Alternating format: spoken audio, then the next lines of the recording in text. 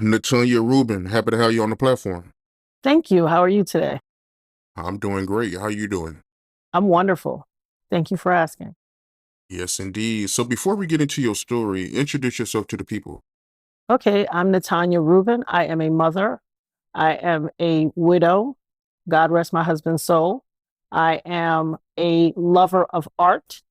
I have a reupholstery business. I'm a life insurance agent. I am a woman of many things. I call myself a Renaissance woman. I do many things. I have lots of skills and gifts, and I'm thankful to the Most High for them all. I'm also a victim survivor. I like to call myself a survivor. I was a victim of a shooting that night in the club, December 27th, 1999, shot in the face by Sean Puffy Combs. I was an innocent bystander. There's this notion online, what you did to make him shoot you? Nothing. But not that I or anybody deserved it. I was an innocent bystander, but I am a survivor. 24-year survivor. So with that being said, right, if you don't mind, can you give me a play-by-play of everything that took place when you got shot by Diddy at the nightclub? Okay, I can say I was at a girlfriend's house. We hung out for the holiday. My kids were spending Christmas with my grandmother. Uh, Everybody decided, I had decided against going initially because I'd gotten saved, so I wasn't really out and about. But my girlfriends were like, come on, come on. One of our girlfriends, her name is Big Stacy. She's a party promoter in the New York City area. And I decided, I'm going to go to support Stacy because we're friends and we supported each other in our endeavors. So I went out to support her promoting her own party that was at New Year's Eve. I wasn't going to go to the New Year's Eve party, so I went ahead after Christmas and went with them to the party. Um, we were getting dressed. Uh, I didn't really have any clothes to go out over there. Like I said, I hadn't been going out. And so I was going to go home to get clothes. And they were all saying, come on, Eb. Everybody calls me Ebony for short. Come on, Eb, don't go home. If you go home, you're not going to come back. And they were probably right. If I went all the way home to the section of Brooklyn I lived in, I wasn't going to come back. So my girlfriend said, why don't you wear one of my outfits? So I'm like, nah, I'm not going to wear your outfit. I'll go to my sister's house.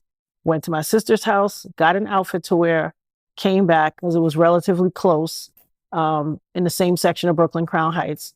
I came back and I was getting myself together to go.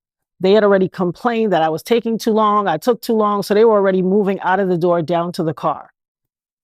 In my foray towards the front door, I was putting my earring in, and my girlfriend Kelly, whose house we were at, had a big Rottweiler named Brick. Brick jumps up, stands fully tall, and puts his feet on my back, on my shoulder, and it knocks my earring out of my hand. The earring falls, goes under the fish tank that broke earlier that week. And so there were still little pieces of glass under there. So when I went to get my earring, cut my finger. Just all these little things trying to stop me from going out of the door.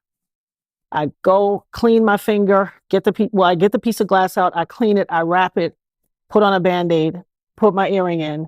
As I reach the threshold, they're blowing the horn, telling me to hurry up. I step 1 foot across the threshold and a voice says, go change your shoes. Now, I knew it was God. God talks to me all the time. So I was like, if I change my shoes, I have to change all of my accessories. And God just repeated, go change your shoes. Now, I'm a stiletto girl. I would stand up in my beauty salon in stilettos for hours and hours on end. This particular day, I had on short ankle boots. I'm not a flats kind of girl. I don't really wear flats. Well, now I do.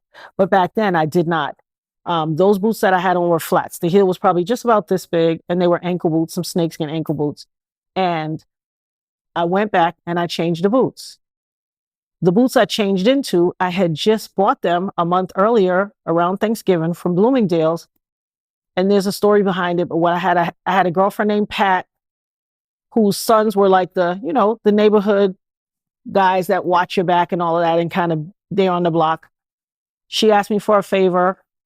I did her hair. She came back and paid me at a later date and gave me a gift card to Bloomingdale's. I took that gift card, went to the store, bought these boots. So this is bigger than just change your boots. It was an act of faith and an act of love for a friend that was repaid to me. I took that act of love that was repaid, went and bought a pair of boots, and those boots saved my life. I put those boots back. I went and put those boots on. which had a heel on them, went down to the car. We went off to the club. They were complaining, you took so long, you're taking so long, we were going to leave you. We laughed it off. We got to the club. We pull up to the block, and there are two ambulances at the front of the block as you turn the corner, halfway in the street and halfway on the sidewalk on each side, narrowing the stream of traffic to one lane. And I instantly said, two ambulances? Are they expecting somebody to die? What is this? Because I had never, ever seen that at a club or at this club. And it just stood out as so weird to me. My friends were like, I had just gotten saved. So they were like, oh, come on, hallelujah. Don't start with all that, making their jokes. You know how it is. I'm from New York. We got thick skin. I'm not bothered by it, but it stood out to me instantly. It was a very cold day. So when we got to the front of the club, there were lots of people outside. And anyone who's familiar with the club scene knows, especially a club that's considered popping, they're always going to leave some degree of a line outside so that the additional people who arrive think, oh, wow, look at all these people. It must really be jumping. It's just a whole marketing thing for the nightclub scene. It's what they do. So there were tons of people outside. We pulled up to we got out, we went in front of the club, and so many people. I can say that I was relatively popular, and I knew so many people out there. And everybody kept saying, Ab, what you doing here? I thought you was in the church. I thought what you coming to preach a sermon? People were making jokes and stuff like that. And I thought it was funny. We laughed. And I was like, no, I'm just out here chilling, helping Stacy promote. And everybody kept calling my name. People were because people had kind of steered away from me for a while. You know how it is when you first get saved and you swing the pendulum all the way to the far left. Now, everybody that comes in your presence, you're like, let me lay hands on you, girl. The Father God told me to tell you this. And everybody was like, stay clear of Ev. She got the Holy Ghost in her. Steer clear of her. So eventually you kind of swing your pendulum back and settle somewhere in the middle that's comfortable. But at that time, like I said, I was freshly saved. So I was a holy roller. But in being a friend, I'm loyal. I promised Stacy that I would be there for her. And so I was. Instantly when I walked in, I felt, well, let me back that up. So the owner of the club, he has like brothers or something. They all look alike. There's this group of people, the Burgos family. They all look alike. He came to the door and said, how many are you guys? How many's with you, Stacy? She counted us out and we all went in. So they made us come in. When I was approaching the security guard, this particular one security guard, a female security named Sharice Myers, who was found out that she lied and committed fraud and all this stuff. When I was walking in, she checked my bag and she's like, you can't bring this in here. This is a weapon. It was a comb, a hair comb, a rat tail comb. She made such a big to-do about this comb, took it out of my bag, yet you allow 4 people or 3 people to come in with guns. Like, make it make sense.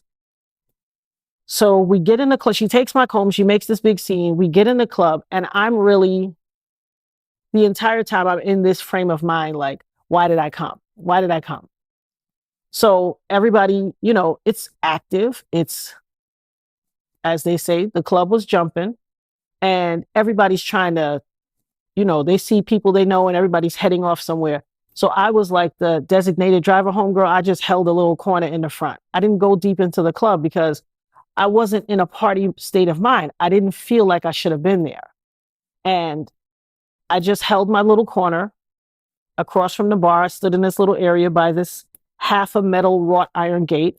And I just stood there. My friends would go off, do their thing, come back and check on me. You good, Ab? You want something to drink? You good?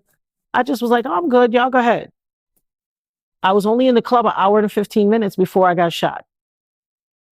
While I was standing there, right across from me at the other side, which is where the bar was, I saw Scar, Matthew Allen, the guy that Puffy got into the fight with, that caused this whole melee to take place. I knew Scar. Scar's mother lived across the street from one of my beauty salons. I've known Scar from the street. I've known him for years, and we were cool. So he's like, hey, what you doing in here? Because he knew I got saved too. And so he's like, uh-oh, praise the Lord, you up in here? What you doing in here? Everybody was shocked to see me there because they all knew. That's how 10 toes down I am. Wherever I'm doing, everyone is going to know. It's not a secret for me. And so because everybody knew I got saved and I was not out at clubs and stuff like that, it was clear, what you doing here? And so I was like, oh, Stacy's promoting her stuff and I'm just out here with her promoting, supporting her, and that's it. He said, what you drinking? Let me get you a drink. I said, I'm not drinking. So I said, I'll take a juice. So he ended up getting me a juice. He even laughed, like, you got me ordering juice? I said, I'm not drinking. And that's the thing about me as well. When I say what I say, people respect my decisions, just like I respect theirs. If I'm not participating in an activity, no one can make me do it. It just so happens I drank my juice. I was standing on the side. One of my girlfriends came to me eventually and said, I want to go to the restroom. And so I walked with her to the restroom. We went down, we descended the staircase, which was right beside where I was standing, and we went around the perimeter. Because if you know a club, it's all thick and congested in the middle, and I don't want to be brushing against people and all that stuff. So we walked the perimeter, the outer perimeter of the club, and we went to the bathroom. As I got down there walking, you could see that the club was really like packed. There were tons of people there. And so I was like, wow, it's really, crowded in here. You could kind of see who and who was in the club. So we went to the bathroom. I went right back to my spot.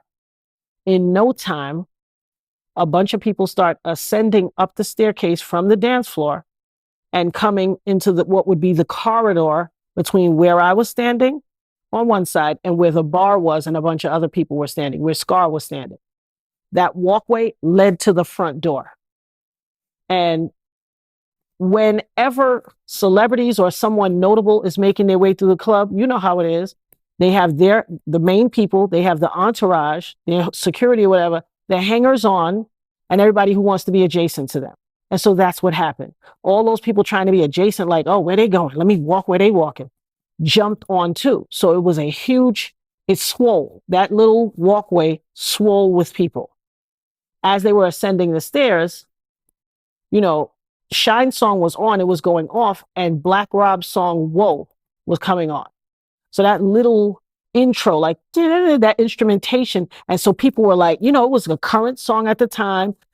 It was popping. People were feeling themselves and they started, posturing and bravado and everybody was hyped.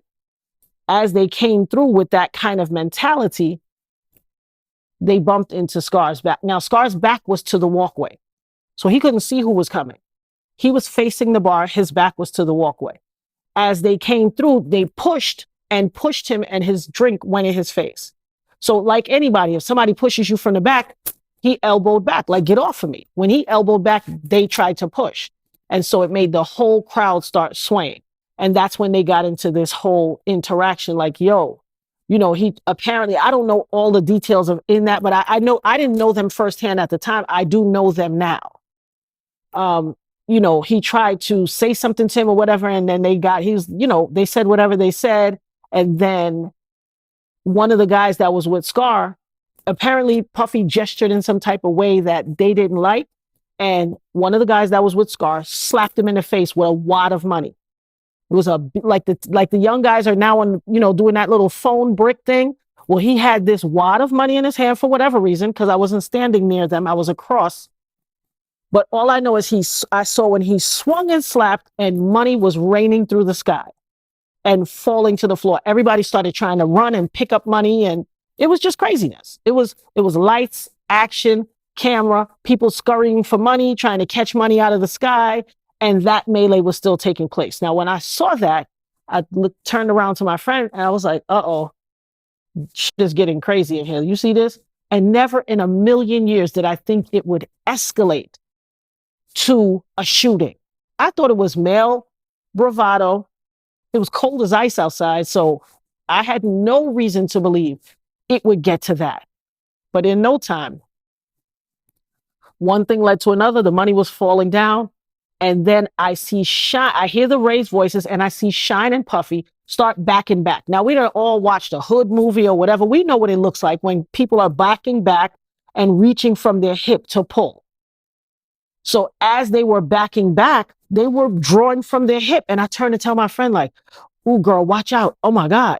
Because there was really nowhere for me to go. Where I was standing, there was a wrought iron metal rail to my back. I couldn't go. There was a drop over that. In fact, one of my friends fell over it onto the dance floor after everything happened. Um, there was nowhere for me to go. And so as they were going back, they were backing back, like literally walking backwards towards the door, drawing from their hip. I told my friend, I said, oh my God, watch out. As I turned back to look at them, I watched them bow, bow. Both of them fired, and the muzzle flash was like, psh, psh. Shine's muzzle flash was a little higher. He was on the side closest to the bar. Puffy's muzzle flash was a little lower, and he was on the side closest to where I was, straight ahead from me. I watched them both fire their guns. I watched them. I got hit right here in my nose, in between my eyes, which means I'm facing directly at you. Just like I'm looking at you, and I can tell you got on black shades. They kind of look like Cazelles and an Adidas shirt. That's exactly how I was looking at him. And I watched him shoot me. So, not to digress, it always bugs me when people say, how can you be sure? The same way you're sure when your man is lying to you, or when your woman is lying to you, or the same way you're sure when you ask your kids a question and they do that little thing they do when they're not being honest and you know they're telling a story. I'm that sure.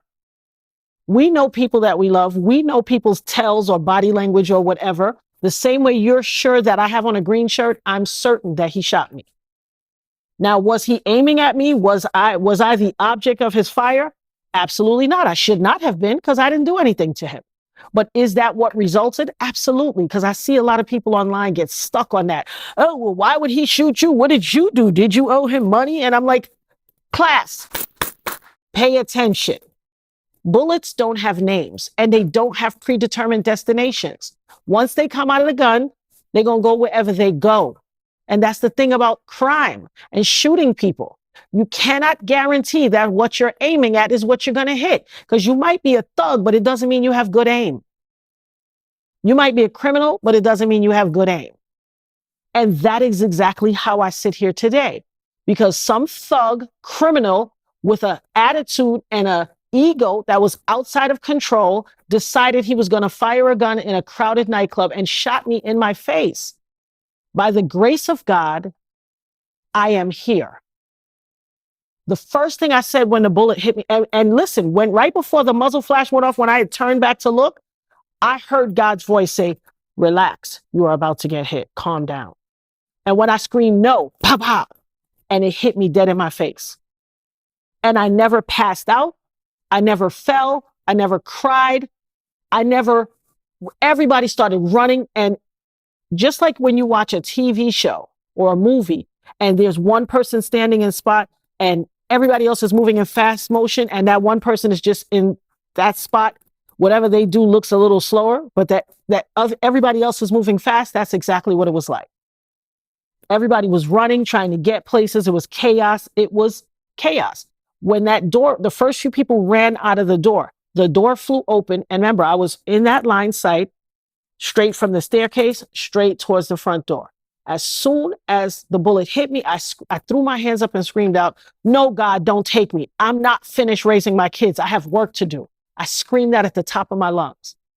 I said, I'm not going. Don't take me. I have work to do. I have to raise my children. And as I said that, the door flew open and I could feel that total rush of that cold December 27th morning air. It was freezing out there. And it passed right before the air. You ever watch Star Trek and they say, beam me up, Scotty? And they start to pixelate? My body started doing that. I felt my body pixelating. I didn't even feel like a solid person anymore.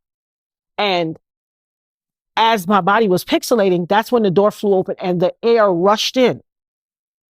You seen a loosely knit sweater, or like the mesh net shirts that Jamaican men wear, the dreadlocks, the Rastafarians wear, that little mesh t-shirt? That's how I felt. I could feel the cold air from the front door rush through me, pass through me, go into the front of me and pass out the back of me. And I was like, oh my God, I'm dying. Because I had never felt that sensation. I've always felt like a full, solid woman that I am. I felt the air come to my front, pass through my flesh, and come out the back. So all I could think was, this is what death feels like. I feel like I'm separating. My pieces are separating and I'm dying. And that is what I thought. Now, I don't know what to call that frame of mind. I was conscious, I was fully aware. I looked to the side and I saw this guy laying on the floor under the lip of the bar. And I said, oh my God, he died. And I stood there and prayed for him because my mentality was he got shot in this. We had shared this situation. He got shot and I got shot. I thought I was dying and I already thought he was dead. So I didn't want him to face God without being saved. And so I stopped and I prayed for him. I prayed the blood of Jesus over him. And I prayed for his family and I prayed for the entire situation. And it was, I can't say that I was afraid. I can't, every time I get to this point, I just get emotional. I can't, I'm a tough cookie. And I promise you, I don't even, my mind doesn't tell me it's time to cry, but it's something, I'm a tough cookie, but this always, because I can feel it. You know, it's that whole where people say, how can you be sure? I can still feel it. I can still see it playing through my mind. Like, what's your favorite movie? Something About Mary. I know you know every single part about Something About Mary. When she getting ready to go like this and that hair is stuck up and what's in your hair? The same way you know every iota of that movie, I know every iota of this movie. This is the movie that plays over in my head. And it's not my favorite, far from it, but it's what plays over and over in my mind. I can't forget it. I understand. I know it got to be hard for you to relive that incident. So when it comes to the shooting, right, from your point of view, you're sure that Diddy shot you 100%. I'm 100%, I'm 100% sure. I'm 100% sure. I'm a million percent sure. I am as sure as my babies came out of my womb and out of my vagina. I'm that sure. And I got 3 of them. I know what it feels like. I'm that concrete sure. And you notice the one thing, he has never formally denied. He did that one video with that wackadoodle attorney that was looking like he was high on coke. And he was like, I did not, and he used word semantics. I did not do anything to those people in a club. I remember his video 100%, a news conference. His eye, that's why he wears shades all the time, because his eyes tell on whatever he says. Go back and look at that video. There's a slender attorney who he never used again, no less, who's sitting at the table. Oh, these people are lying. We're going to prove da da da da da da da da. Nonsense. Nonsense. He said, I did not do anything to hurt those people at a club. Word semantics.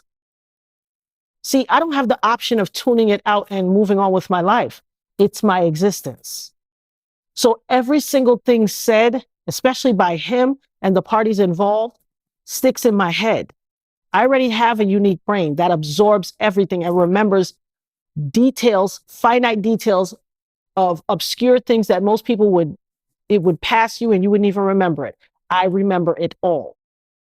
I just have an uncanny thing. I was standing in my beauty salon one day. A guy pulled up to the front of my salon. I saw him in the car. I looked, turned my head. I said, come here.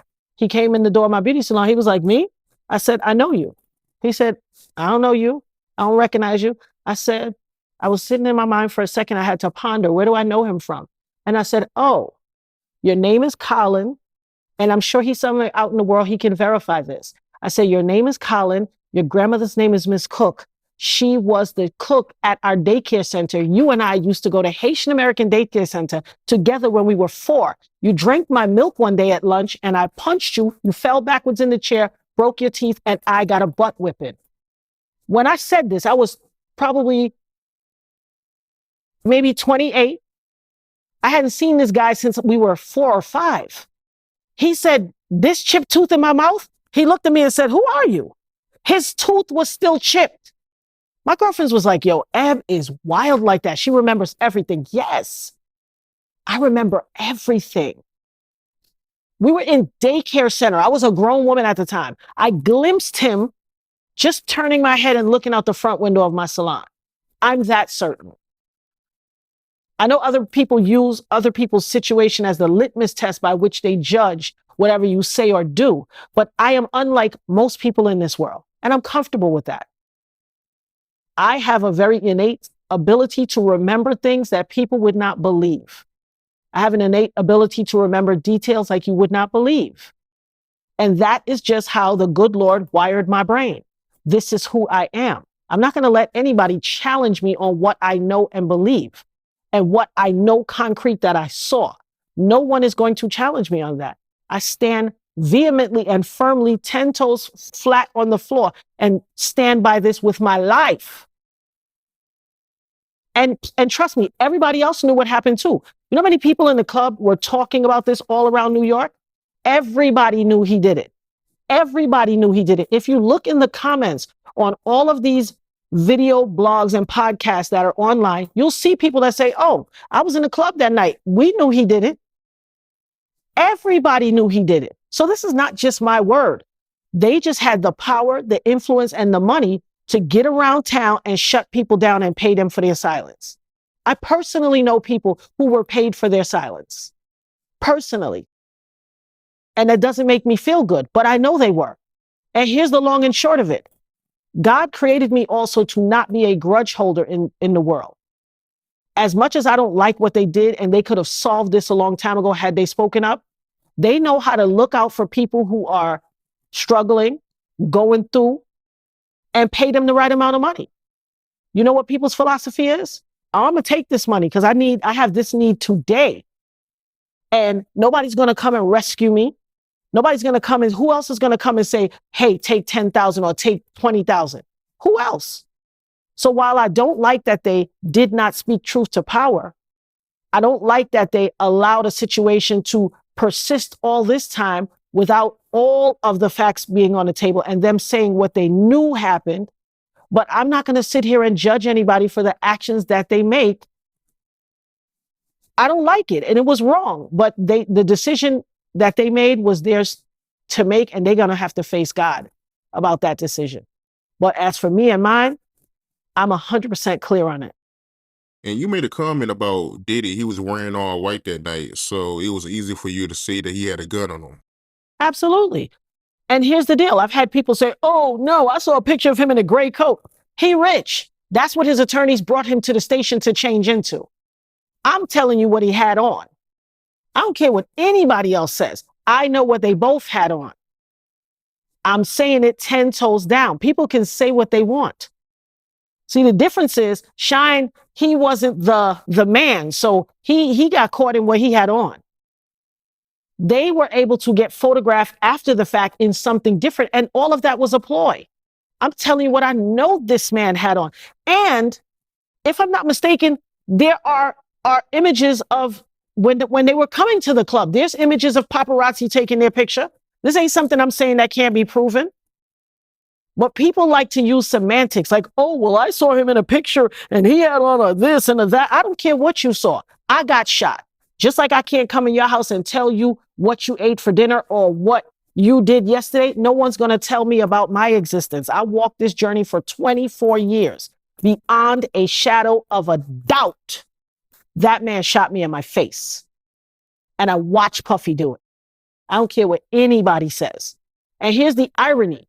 After I got shot, and I just recently found out from a friend of mine that I hadn't seen in ages, she posted on her social media, she posted a picture. The picture contained herself. Her name is Missy Lou.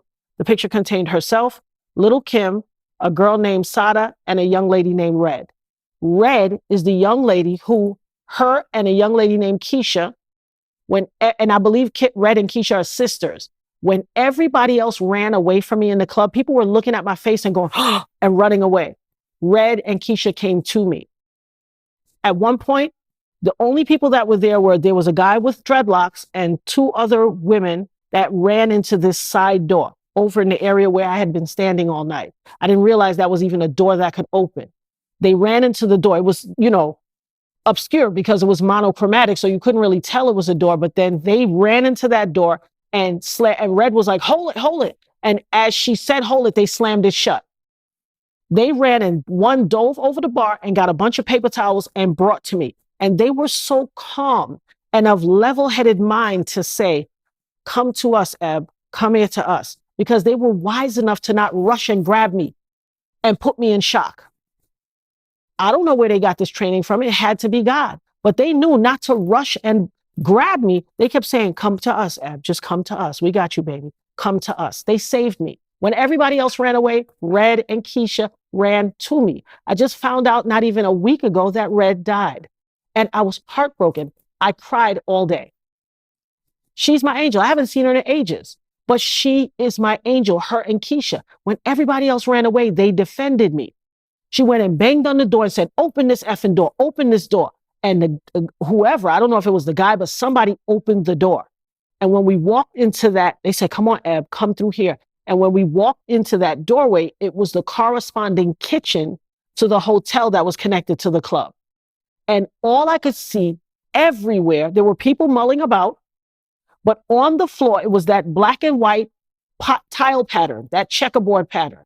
And there were about 9 million blood footprints of my blood walking every direction. It was terrifying, jarring.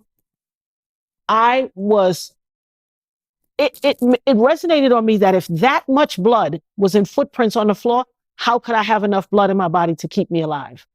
I was certain that I was dying. And so as they got me, and when she was holding the paper towels to me, it was tons of blood. So as I walked into the kitchen point, there were a lot of what appeared to be Mexican men with aprons on, half aprons. And they were the chefs or the cooks in the kitchen or the kitchen staff. And people were mulling about and people were holding their face like, oh my God. And I saw 5 boxes, kind of like askew, just not in precision, but like half tilted or whatever, but stacked up. And it was 5 boxes tall of carrots. I knew they were carrots because I could see the green leafy stem hanging off the back of the carrots and the orange carrot actually poking out of those little holes on the side of the cardboard. They were poking out and they were the only thing that was static. And so I went and stood by the carrots because they looked like a safe place for me to stand. And I stood by the carrots and I just held the paper towels and I kept looking at everybody moving. If I could, I can't even tell you what I was thinking. I just was like, the best thing I could think is, I can't believe this. I can't believe this is happening. And I could see people moving to this right side through this doorway, but I wasn't really focused, but I could see the people moving through it. And just then somebody was like, come this way, come this way. And so I walked that way towards that doorway that a bunch of people had clearly ran through. Now, as I approached the doorway, God told me, bend down and touch the floor. This is a knowing, for all the people, let me just say this too. Let me stick a pin. For all the people in cyberspace that's out there and be like, oh, God talked to her. I don't believe nothing nobody say that God talked to. Good. The devil is waiting for you when it's your time of reckoning. Go home to your father. But as for me and my house, I'm going to believe in God, in the Lord God that saved me all this time. I don't care what they think. I will not be ridiculed. You can't mock me. You can't make me feel like no fool. If you think me saying that God spoke to me makes me crazy, then you go home to your father. Him and his red jumpsuit and his pitchfork is waiting for you. And that fiery hell that you will descend to, go home. This is for believers and other people who may not be believers, but they're willing to hear a story. He said to me, touch the floor. I had no reason after I just got shot in the face, after the other man that got shot was laying motionless on the floor and I thought he was dead. After my body felt the way it felt, I had no reason to doubt God. He had already brought me this far. He had already brought me that far. So when he said touch the floor, I literally held my purse was, you know how the purse has a loop? My hand was through the loop and the purse was descended, hanging right here. I had the bulk of paper towels holding my face and I literally bent down in that doorway and I touched the floor. I couldn't even see. It was dark. I just touched the floor. As soon as I put my hand down, I felt this metal under it. And I was like, what is that? But I just picked it up and God said, put it in your bag. I stuck my hand right in my bag and dropped it. I didn't even know what it was. I didn't know what it was. I didn't look at it. I touched it, stood back up, put it in my bag and kept walking through. All these other people were walking through, and just then a man came up behind me when we were in that corridor and touched me in the back and said, "Come with me." I didn't even see who he was. When I turned around, I looked, I recognized him to be one of the Burgos family. I don't know if it was the owner or one of his brothers. I know that face. They all look alike. And he said, "Come with me." Now, why would a man walk up out of nowhere? He wasn't in the kitchen. Where would he come from to tap me in the back and say, "Come with me"? Why would you tap me? You want to know why he tapped me? How did you know it was me through everybody? You want to know why he knew it was me? Because clearly they saw me on a surveillance system. You had to. How would you know it was me out of everybody? It was tons of people mulling around. How did you know it was me? You tapped me because you watched me on a surveillance system. Somebody else said in another podcast I spoke on, they saw that you were still alive and they were coming to finish you off. All I know is as I started to follow him, it led me through this series of things, and we heard this loud pop, pop, pop, and it was a startling noise. He jumped, I jumped. It led me to this area, which I recognized to be like a VIP area. And there was a mirror on the wall. When I looked at that thing, when he heard that loud noise, this man broke out and left me standing there. You just tapped me and told me to follow you. This loud ruckus happened, and you all of a sudden ran away and left me. How did you know who I was? Why did you need me to follow you? Where did you come from that you happened into the kitchen area? How did you know where to find me to tell me to follow you? Because you were watching everything on a surveillance. But when he heard this noise, whatever the ruckus was, scared him, and he ran off and left me. But when I looked where he had led me to, there was a mirror on the wall. And everything on my face felt like it, all the skin on my head and face felt like it was tight right here. Like it was stretched out and super tight right here. And everybody that looked at me was going, like covering their face and backing away in horror. The only two people who did not do that was Keisha and Red. Everybody else was like, "Oh my God." And that mirror was sitting there, and I was like, what do I look like? Mind you, I'm sure it was of the least importance, but I worked in the beauty industry, and we are all vain to some degree. And that mirror, everybody backed away from me. And I was like, what do they see? What do I look like? And as I started approaching the mirror, God said, "Don't you look in that mirror." And I was like, I want to see. And he was like, "Don't you look in that mirror."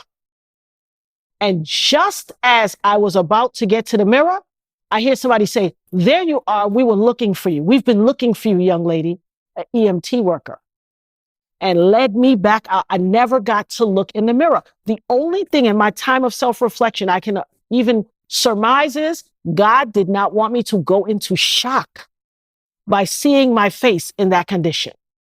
Anything could have happened. I could have spazzed out. I could have had anxiety, and it could have exacerbated the situation, and I could have died. I could have fell and hit my head, whatever.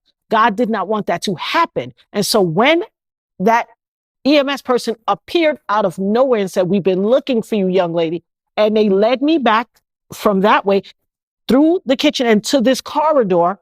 When I arrived at the corridor, which was the corresponding corridor for the hotel that was attached to the club, the staircase it had a platform, and then it was like 4 or 5 steps down. But in those 5 steps, there were like 5 people deep on either side. These people were front to back, either side, waiting to see who it was that got shot. As soon as I got to the doorway, now mind you, I told you I felt, pixelated, like that Beam Me Up Scotty. I didn't feel flesh. I didn't feel solid. When I got to that area, people kept saying, "Oh my God, it's Ebony." And every time somebody said my name, I felt something pull me closer and closer, like I had been fading out of life. And every time somebody said my name, it was bringing me closer back to life. And I'm eternally grateful for that. I don't know how that works. I don't know what made it happen. All I know is that's what occurred. When it made me feel closer and closer to life, everybody was covering their face and looking away like, "Oh my God." And people was like, "Oh God." Some people screamed out, "Eb, oh my God, Eb." Everybody kept saying my name, and it's what made me more present in my body. That's the best explanation I can give for what that felt like. I felt more present in real time. And they led me to the ambulance. And, eventually they took me to the hospital. And the crazy irony was, it was one of those two ambulances that was at the front of the block. One took me and one took Julius Jones, the other guy who got shot. And I said it when I came in the block. What are they expecting? Somebody to die? And those are the ambulances that transported us. Like, you can't make this up. You cannot make it up.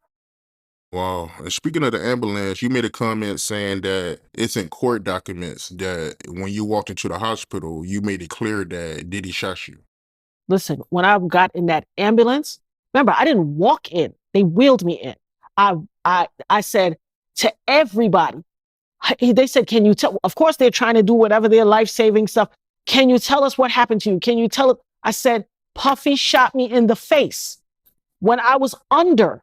And they were, well, before we get to to the doctor that did my surgery, when they wheeled me into the hospital, because the first hospital they took me was St. Clair's. St. Clair's is a local neighborhood hospital. I don't even think they exist anymore. They took me to St. Clair's. St. Clair's was very, in light of what was going on, it was very la-di-da in there. And I couldn't understand. I was like, wait a minute. Are they waiting for me to die? What is happening? Why are they not working on me like this?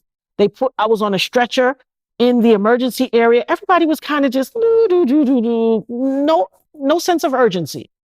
And so I knew I needed to speak to my family. I felt like I was dying, and I didn't want to die without my family members knowing what had happened to me. And so the irony was, at the time, I couldn't remember anybody's number but my sister, whose house I went and got an outfit for. And that must have been the shock setting in. I couldn't remember anybody's phone number, back when we knew phone numbers. But I could remember my sister's number. So I called my sister. And irony, when I was leaving her house, we have this little joke we run with each other. And as I was approaching the door, when I was initially leaving, she said, "Stupid McNupid." And I said, "What?" And she said, "Be careful." And I said, "Oh, why are you jinxing me? Get out of here." And I had fanned her off. So now I called her, and she picked up the phone. She was clearly sleeping. She was like, "Hello?" And I was like, "Tell." And she was like, "What you calling me this hour of the night for? Whose number is this? Girl, tell me about the party tomorrow." I was like, "No, Tell, listen to me." And that's when that is the first time I cried. Once I heard my sister's voice, I knew somebody in my family knew where I was and was going to be able to tell what happened to me. And she said, "What's wrong?" And as soon as she said, "What's wrong?" I could hear her husband in the background, my brother-in-law Dale, screaming, "What happened to Em? What happened to Em?" And I started crying, and I couldn't catch myself. She said, "What's wrong?" I said, "Call mommy. I got shot in the face." And she just started screaming hysterically. And she couldn't answer him. And he grabbed the phone and was like, Eb, what happened? What happened?" And I was like, "Call mommy. I got shot in the face." And that is when all the emotions came. And I was crying. The nurse that had brought me the phone was standing there, and she turned around, and the TV was on in the background, and the reporting had already started about what was going on at the club. And this nurse leaned over and said, "Oh, mommy, that's you they're talking about? You saw J-Lo, mommy, what she had on? I'm fucking dying." And this lady's asking me, what was J-Lo wearing? Wow. Do you see so I may come across as cantankerous with this thing. It's been cantankerous. I am laying on a stretcher in the emergency room at St. Clair's. I told my sister, "Get mommy fast. They're going to let me die." I felt like they were letting me die. My mother, being a powerful woman in New York City, as she was, had connections and all this. My mother got on the phone. My sister called my mother. My mother got on the phone with this one, that one, that one. Next thing you know, I was already being transferred by ambulance, an emergency life flight ambulance, well, not life flight, but the life-saving ambulance, to St. Vincent's Hospital, which is a level 1 trauma center. Instantly. Why didn't they? I got shot in the face. Why would you take me to a local neighborhood hospital if this was not a sacrifice? Why wouldn't you take me to St. Vincent's, which was closer to the club and a level 1 trauma center? I have a bullet in my face. No one can explain that to me. No one has ever been able to explain that to me. My mother had to get me transferred to St. Vincent. And as soon as I got to St. Vincent, they had already had all of my stuff sent over, and they were rushing me into surgery. The doctor was taking, I was like, Puffy, he kept saying, can you tell us what happened? What's, when they ask you those questions, which I found out later to be neurological questioning to make sure that you're aware and that you have some level of reasoning. And he's like, what's your name? How old are you? Can you tell me what happened? And I said, Puffy shot me in my face. This man testified. I testified in the criminal trial. This man testified in the criminal trial. People are like, why didn't she speak up then? Why is she saying something now? She want clout. Are you dumb? Are you dumb? And there's a thing called Google. It's a search engine. Type things in and look before you just wantonly, with flagrant disregard, comment stupid comments. I had one lady say, well, why she ain't make posts about it back then? Why she ain't put it on her social media back then? Hello, dumb. I got shot 24 years ago. There was no social media. No social media existed in 1999. I was viral before there was a social media. That's why I've always had a love-hate relationship with social media, because I was viral when no social media. I probably was one of the first viral cases. There was no social media.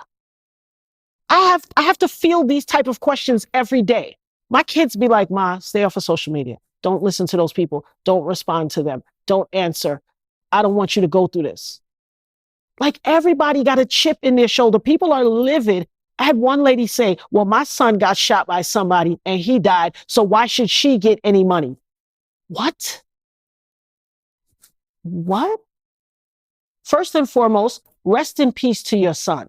Second of all, you a straight hater from the pits of hell.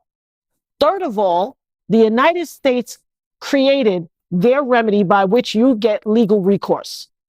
Either if somebody commits a crime against you, that's why when something happens, it'll say the state against whoever hurt you. Because the government is taking over control and saying, we are pleading your case and filing a case. The state is going against this person who perpetrated the crime. And the second recourse is civil. Civil means a money judgment. I've heard people say the same thing with Cassie. Oh, she just want money. Why she ain't taking the money? Hello? There are two legal remedies by which you get recourse in this world, civil or criminal. Go talk to the United States senator of your district if you got a problem with that. But don't come holler at me. I need to be made whole. I was a business owner. I owned 2 beauty salons. I was living my life. If I don't stand behind a chair, how do I eat? I don't have a career where, oh, they put me on sick leave and they just pay me every week.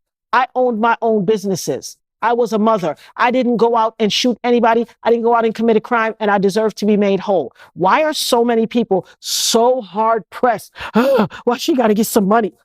Why they hating so much? Meanwhile, you out here, you governing the life of someone who was victimized by someone who committed a crime, but you laid up with a man who won't help you pay no bills. Why are you worried about my say? Your priorities are in the wrong place. Worry about your own household. Don't worry about me.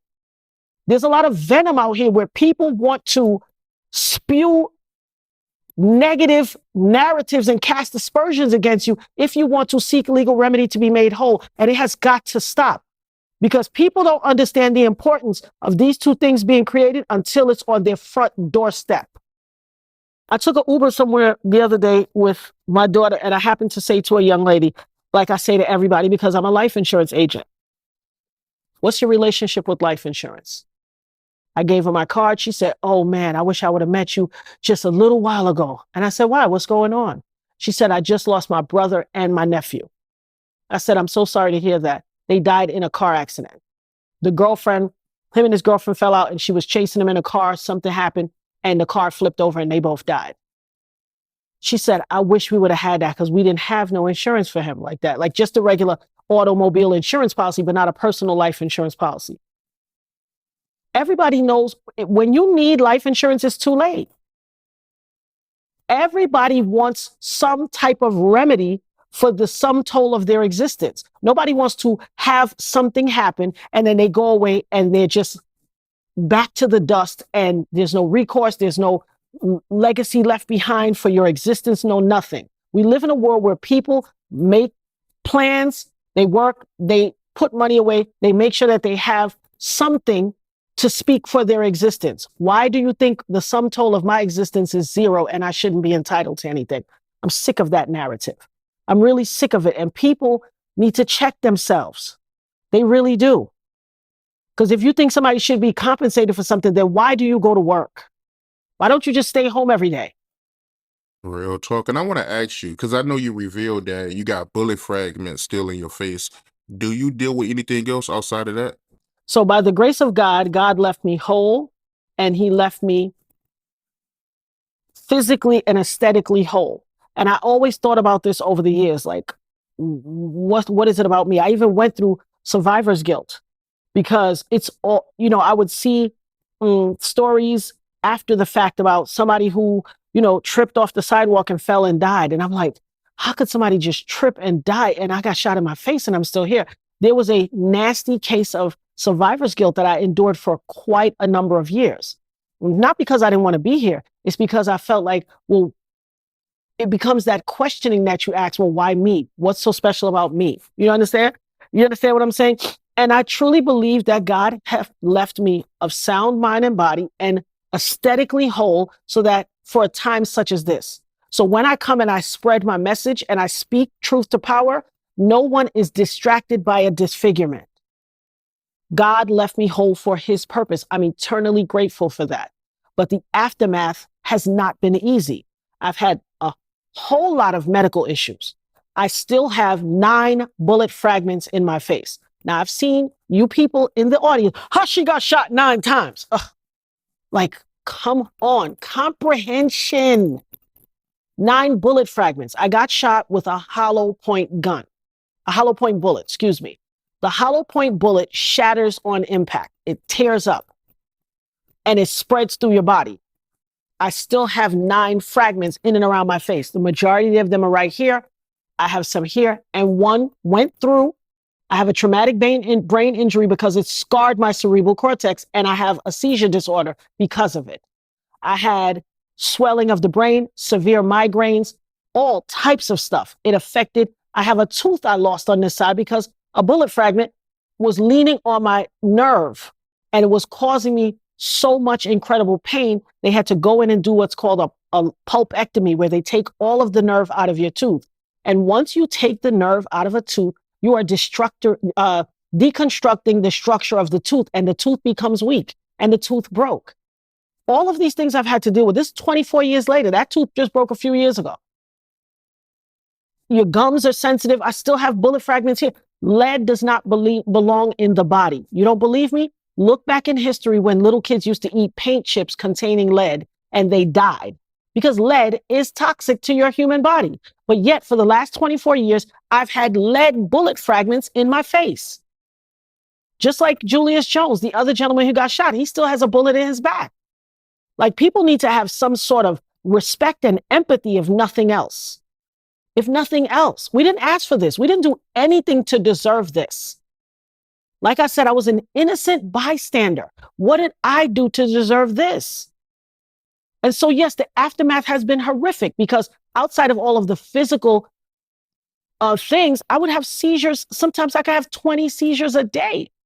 One day, my son, he's a grown man now, but when he was a teenager, he came home from school all jolly, in a good mood, found me on the bed, stuck in a seizure, contorting, and my daughter, which was an infant, on the bed, trying to get the bottle in her mouth. Just laying there without no care. I had been in a seizure. I don't know how long that seizure took, but I was seizing terribly. You know what my teenage son did? Because no boy wants to come home and find his mother in a seizure and the baby out there struggling to eat her bottle. He punched a hole in the wall, injured his hand because he was devastated. Like, all of these things. People don't think about all these things. I left my kids over my grandmother's house for the holiday. I was a fully intact mommy. There have been times where, because of all of the medication I was under, I was lethargic. I was not myself. Do they know the effect of seizure medication? You're not out here sitting in the stands at the football game cheering for your kids. I was lethargic, and it wasn't just seizure medication. It was a bunch of medicine. And that's one thing I will say about the medical industry. They have no compulsion to put you on a bunch of medicine. All these rappers with their lean and all this stuff, I had that medication. It's disgusting. I couldn't even drink it. It is disgusting. So the fact that they've taken this thing and made it sport is crazy. It is, you will gag and spit all of that up. Yet they're drinking this like it's nothing. I had to allow myself to suffer the pain because I couldn't get that stuff down my throat. I minded my business. I was an innocent bystander. Why should my life be destroyed because somebody with the ego problem wanted to shoot a gun into a club? And I've had to deal with a lot since then. I've had to deal with a whole ton of stuff. I've had to deal with them harassing me for 20 something years. Throughout it wasn't 24 years straight, but it would come and go. But now that this whole thing has, risen back up, I have a lot of harassment that I deal with. I even made a little video after I had done another podcast. Oh my God. Well, I had done the TikTok, and then I went on a podcast, and I couldn't even go get gas. All of my cards would kept decline, every one. How? How does that anomaly occur? Just because they have wealth and access to power and tentacles that stretch all through society. They can do what they want to you. The powers that be. They can do what they want to you if they so choose. And they're connected to enough people that can make your life a hell. Trust me, I've been there. I've walked through the fire, but guess what? No matter what they do, I'm a child of God. I didn't walk through the fire. I do not smell like smoke. I don't smell like smoke. So I always tell people, when you send your minions to come for me, send your best and brightest. Not these little lollygagging dilly-dallies that you be sending. Send your best and brightest. Because I'm God's child. He watches over his children and his fools. And I don't know which one I am, but thank you, Father God. Right, right. And I gotta ask you, tell me if I'm wrong or not. If I'm not mistaken, after you was shot, Diddy, he put money on your head, right? That's how I ended up. I'm a Brooklyn girl. I was born in Brooklyn. I was raised in Brooklyn. My family's from the Caribbean. Between, whether it was times that we spent in the Caribbean or my life in Brooklyn, I'd considered myself a New York girl. I had no intentions of leaving. And probably had this happened, I probably would have never left. But when the district attorney's office gets information from one of their confidential informant sources saying that there's a bag on my head, and I'm calling the district attorney's office, and I'm calling everybody, because I look out my window where I was living in Canarsie, Brooklyn, and there's 4 stretched blacked out SUVs I lived on the corner. There's one on that corner, one in front of my house, one on the next corner. Why? Why? That's never happened to me before. I've never seen that. I live in a typical Afro-Caribbean community in Canarsie, Brooklyn, that I had never seen that. But now I look out the window after I got shot by Puffy, and all of these SUVs blacked out on the corners and on the blocks of my house. Why? Why? When the district attorney's office notifies me and my mother that they got and my attorney confidential information from an informant saying that there's a bag on my head, and there was also a bag on Scar's head, what should I do? Sit there and wait for them to come get me? Or submit to the will of people who have my best interests and want to move me and my family to preserve my safety? Like, I keep getting all these stupid comments online, like people don't understand the English that I'm speaking. One thing that I was always teased about when I was younger was that I was Encyclopedia Brown. Every time I tell a joke, you learn a new vocabulary word. I know I speak clearly and concisely. Do you hear a little Caribbean accent? Perhaps. But I'm extremely articulate. But for some reason, when the words come out of my mouth and they land into the ears of these people out there, these negative people, it turns into something else. Not exactly sure why. Now, I know I've harped on the negative people. Let me say 85% of the feedback has been very, very positive. Very positive. And I appreciate you all. And I don't mean to focus on the negative people. It's just that their negativity is intensely negative. It is inherently negative, and it is far-reaching. And it's not right. Why do we continue to victimize and re-victimize our community members who have done nothing wrong? Why are you standing up for a criminal who hurt people that did nothing wrong and didn't deserve it? That is why our communities continue to have such decline and moral degradation, because we're too busy representing for the thug and not for the victim and not for the survivor. Stop making excuses for somebody that do wrong, because when it hits your doorstep, you're going to want somebody to hear your cause and plead your case for you. Why do you not want the same for me? Do unto others as you'll have them do unto you. Yeah, that's real talk. I just can't believe it, man. I'm still in disbelief that, he put money on your head and you had to move, right? I had to. The district attorney's office moved me. The district attorney's office moved me. I'm a Brooklyn girl. I had no reason to move out of Brooklyn. I loved Brooklyn. If you look over the sum total of my existence, had I not gotten shot by Puffy, I'd probably still live in Brooklyn, unless I, in my later age, decided, okay, well, let me move. But for all intents and purposes, that is the impetus that caused me to move. I was a business owner. I had businesses. Why would I pick up and just leave everything I knew? But for the fact that my life depended on it. Because guess what? Scar was on the run after a while because he learned that they had a bag on his head. He eventually got arrested for something. Not too long after he got out of jail, they took him out. He is dead. Not that long after he got out of jail. And I don't know that the bag was ever taken off. I know that most people that he comes against and there's some negativity, they end up dead. I'm going to keep doing what I know. I'm here 24 years later. I'm grateful to God. I'm halfway through the year. December 27th will make 25 solid years that I survived that. By the grace of God, I continue to be eternally grateful. But I'm not going to sit here and allow anyone to make me feel discomforted or throw me off and say, oh, you fine, girl. They ain't thinking about you. I even had some girlfriends who right now I don't really talk to them because when this came back out, when this whole Little Rod lawsuit came back out and the podcast were reading through all the steps of the lawsuit, well, when the Cassie thing came out and it elevated everything and people were attacking her, oh, she's lying, oh, she's this, and he was, enough is enough. I vehemently denied the charges, and then the video came out with him kicking this child, kicking somebody's child in her face like she was trash. Where's your enough is enough statement? And people still defended him. Oh, she want a bag. Oh, she's a gold digger. Oh, she a thought. She lying. She want money for her new husband. And then a video comes out where, you know how crazy you got to be to run down a hall in a towel that was held together by the blood of God, by the blood of Jesus. That towel was held together. To run down so cavalierly down the hall in a towel and punch and beat somebody and drag them like that, throw vases, sit in a chair with your legs open so your nether regions can hang and throw vases at this woman in a hallway. Do you know who you gotta be? Baby, that's not even hell. That's the pits of hell underneath hell. That's that space underneath hell.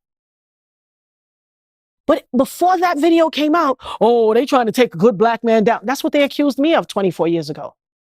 Had anybody listened to me 24 years ago and understood my clear and concise statements that said, this man shot me in my face, had they listened, had they taken heed and they knew I wasn't lying, everybody knew I was not lying. But because he had power, prestige, fame, money, and access to the people that have even more power than him, they let him walk. Because their agenda had to be carried out by him. So they let him walk. But guess what? If somebody listened to me, perhaps Cassie would have never had to endure, and all those other people that died under alleged suspicious causes at his hand would not have had to endure if he was held into account for what he did to me 24 years ago. Look how many other people had to suffer. This is what pisses me off. Everybody accused me of trying to take down, and I'm talking physically in the street, cursed me out, screamed me down, because there was a cover story of on the Daily News that was done of me, and people could see my bandaged face and recognize me. Saw me in the street. I was out with my mother when she was running an errand, cursed me out, called me everything but a child of God. You're trying to take a good black man down. You're trying to destroy hip hop. Why would I destroy hip hop? I'm a child of hip hop. I took my $3.23 and walked to Straker's record store on Utica Avenue in Crown Heights, Brooklyn in August of 1979. And I bought King Tim III by the Fatback Band first. And a week later, I bought Rapper's Delight. I got such an early copy. It wasn't that sky blue copy that had that kaleidoscope keyboard panel on it. I had a white jacket. That's how early I got my record. I am hip hop. I could quote hip hop quotables with the best of them. In fact, everything in my life is a hip hop quotable. So how dare you accuse me of trying to take down hip hop or trying to take down a good black man? Show me a good black man that I was trying to take down, because it ain't him. There's a whole list of people with crimes and moral turpitude against him. Me? Trying to take down a good black man? No, I was trying to save society. I was trying to save society from a nefarious actor, from a character, from Kaiser Sose. But y'all ain't want to hear me then. It took Cassie to come out and say this man would make her carry his gun in her pocketbook to control her and to make her feel afraid in her lawsuit. In her lawsuit. Little Rod's lawsuit. He tried to bully Little Rod, allegedly, according to the details in the lawsuit. He tried to bully him and he said, I shot that lady in the club. That's what made me make the TikTok. I was minding my business. I was watching YouTube, minding my business, waiting to go pick my daughter up from work. And then I'm watching some podcaster and it was half watching me. And I hear them going through the counts of the lawsuit and they get to a count and it says, Puffy admitted he shot the lady in the face. It was like somebody kicked me in my chest. I said, what? After all these years, he's bragging now? And then I made the TikTok. Half my comments were, girl, you need a ring light. That's how dark it was. That's to tell you, I wasn't setting up like, oh, let me go make a TikTok because I want to be famous and be clout chasing. No, I'm 53. 54 now. My birthday just passed. I'm tired of you people on the thing. She wanted clout. She's chasing clout. For what? What am I going to do with it? You could pay Georgia Power with clout? Can you pay the gas bill with clout? Do they take clout when you're paying your insurance bill? Because tell me where they take clout and then I will use it. But until then, clout don't value nothing but people whose priorities are all effed up. That's what clout can be used for. It can't be used for nothing in the real world. Nothing. I don't have time to worry about clout. I have to worry about my sanity, about speaking truth to power, about telling my story. If your lies intersect with my truth, too bad for you. I am not a thug. I am not a criminal. I don't live in the street. I ain't into thug life, so I'm nobody's snitch. I'm a grown woman telling what happened to me. And I'm always do that. If your lie intersects with my truth, too bad for you. Too bad for you. I'm not concerned. I'm going to do what my mama and grandmama taught me. God rest my grandmother's soul. I'm going to do what she taught me. And all these people that project this whole, oh, she just want clout. She's a thief. She want money. Listen, my grandmother, God rest her soul, her favorite scripture was, so as a man thinketh, so is he. If every time somebody tells their story and you think they lying, it's because you a liar. If every time something happens and somebody gets compensated, if you think everybody's a thief, it's because you're a thief. If you think everybody's a thought or a hoe, it's because that's what you are. And you're projecting your crap onto me. Save it. Don't project your stuff onto me. Because you see this righteous breastplate of righteousness I wear, it can't penetrate. So save it. If it would have penetrated, it would have happened 24 years ago and I'd be out of here. I'd be a dusty picture on a shelf and my kids will be telling you a story. But that ain't happened. I got on a breastplate of righteousness. My birthday is June 12th. I tell everybody, one day the Most High told me, read every scripture that coincides with your birthday. I read Ephesians 6:12. It said, for we wrestle not against flesh and blood, but against principalities of darkness and evilness and wickedness in high places. It's the sum total of my existence and this case. I wrestle not against flesh and blood. These principalities of darkness that's on that man, because you can't call it nothing else. That's a spirit of wickedness and evil. And I am the person charged with speaking truth to power and fighting back. I'm not going to cower in a corner like a coward and tuck my tail and be scared to speak. I've always been outspoken. God put this in me and I'm going to be that. And I don't care what anybody thinks. What anybody in that world thinks of me is not my business. That's your business. Take that to the altar. It's above me. Take it to the altar. Yeah, I feel you. So I want to backtrack, right? Scar, he's the one that got into it with Diddy, right? Before the shooting. And you said that he ended up dead? He ended up dead eventually. Yeah, a few years ago. It's probably been, can't remember exactly, maybe 8 or 10 years now. Probably 8 years. He passed away. I actually flew home to his funeral because, like I said, he was a friend of mine. He lived across the street. His mom lived across the street from one of my beauty salons, and he and I were friends. And I wanted to pay my respects because we had all our lives intersected in this unique, weird circumstance and anomaly. And I felt like it was my duty to go pay my respects.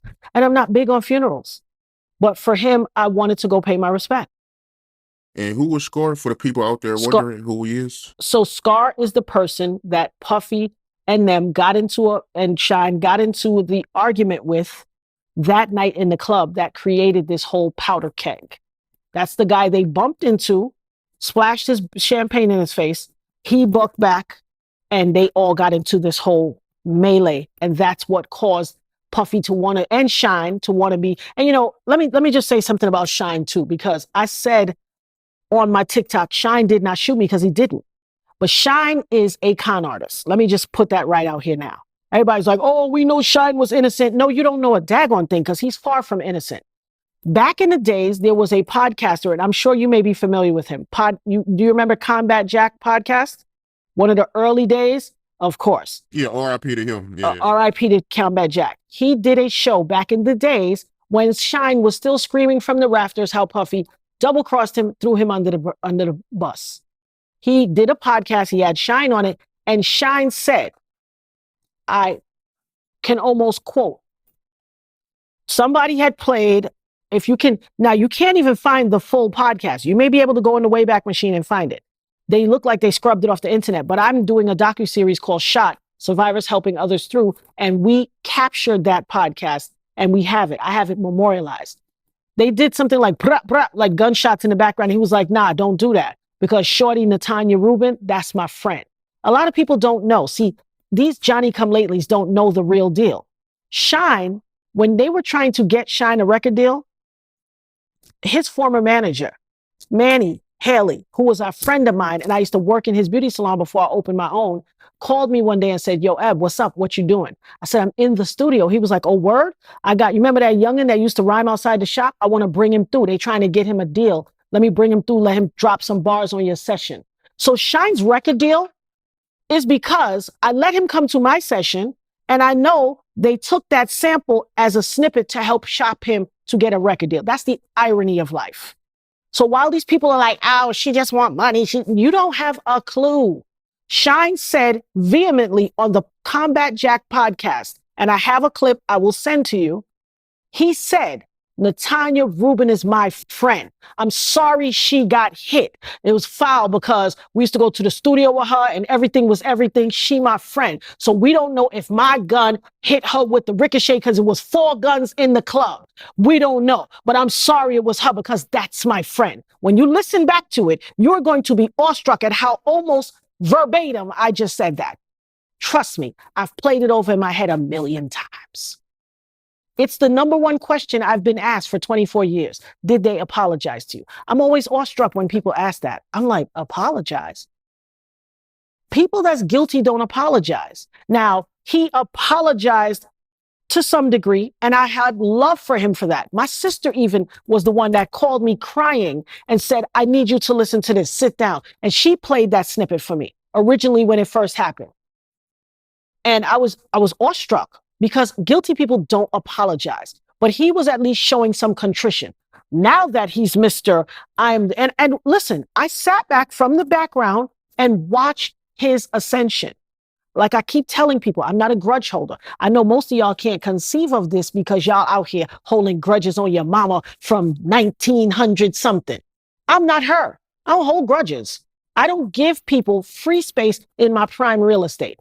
I don't let people take up residence in my brain. God did not create my brain or wire me that way. So I want people to be held accountable for what they did, but I'm not sitting here pining, oh, I want to burn him in effigy. No, I'm not that person. I sat back and I watched Shine's ascension. When he got deported, first he was in jail, then he got deported. He became a community activist in his community. I was proud of him. I was like, wow, he's turning his life around. I'm proud of him. Time and distance will give you the ability to make yourself anew. So I was watching him. I was very proud of him.